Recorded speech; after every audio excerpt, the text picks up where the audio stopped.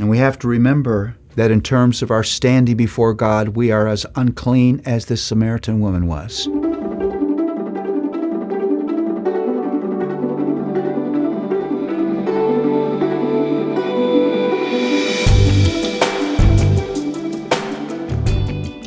As you go through John, you got to love that John selectively picks events in the life of Jesus that we might not pay any attention to. And if we were doing the collection of what we'd write about Jesus, we may not write about this, but they're meant to shock us and cause us to rethink who Jesus is.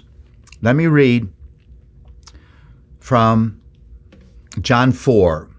It's a long passage, John 1 through 45, but I'm just going to read a series of verses.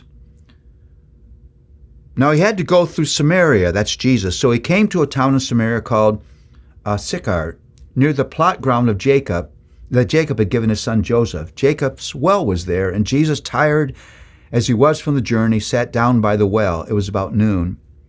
When a Samaritan woman came to draw water, Jesus said to her, "Will you give me a drink?" His disciples had gone into the town to buy food. The Samaritan woman said to him, "You are a Jew, and I am a Samaritan woman. How can you ask me for a drink?" For Jews did not associate with Samaritans. Jesus answered her, "If you knew the gift of God and who it is that asks you for a drink, you would have asked him, and he would have given you living water." "Sir," the woman said, "you have nothing to draw with, and the well is deep. How can you give this living water? Are you greater than our father Jacob, who gave us the well and drank from it himself, as did also his sons and his livestock?" Jesus answered, "Everyone who drinks this water will be thirsty again, but whoever drinks the water I give him will never thirst. Indeed, the water I give them will become in them a spring of water welling up into eternal life." The woman said to him, "Sir, give me this water so that I won't get thirsty and have to keep coming here to draw water." Now, here are some things that John wants you to understand. First, that Jesus got tired. He was weary.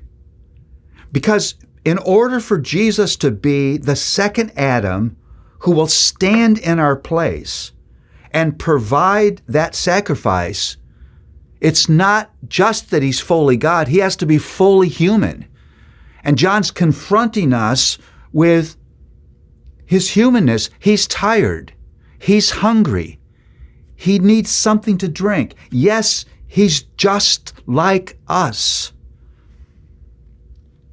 There's a second thing that John wants to shock you with, the fact that as a Jew, he would ask a Samaritan woman to give him a drink.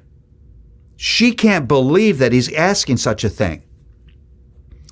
Because Jews thought any kind of contact, particularly physical contact, with a Samaritan would render you ceremonially unclean. You would never, ever do that.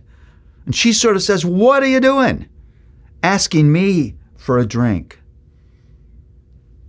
And then Jesus says, if you knew the gift of God, who it is that asks you for a drink, he's proclaiming who he is. Don't you see? I am the gift that your patriarchal fathers long for. I'm the gift that you long for. I'm right here with you. I'm the fulfillment of the law and the prophets. It's me. When she asked him, "Are you greater than our father Jacob?" the answer is yes, yes, yes. This one sitting next to you at the well is everything that Jacob hoped for, everything that Jacob prayed for.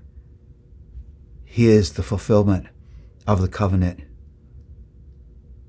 of Jacob. You know, you see his humility and you see his declaration of who he is, but there's something else. We get a hint of where the grace of God is going to go. It's not going to be restricted to just Jews. This grace is going to be for the world. This grace will blow beyond boundaries. And we have to remember that in terms of our standing before God, we are as unclean as this Samaritan woman was. And we have no hope but the cleansing waters of God's grace. You're the Samaritan woman. I'm the Samaritan woman. But God has met us by His grace.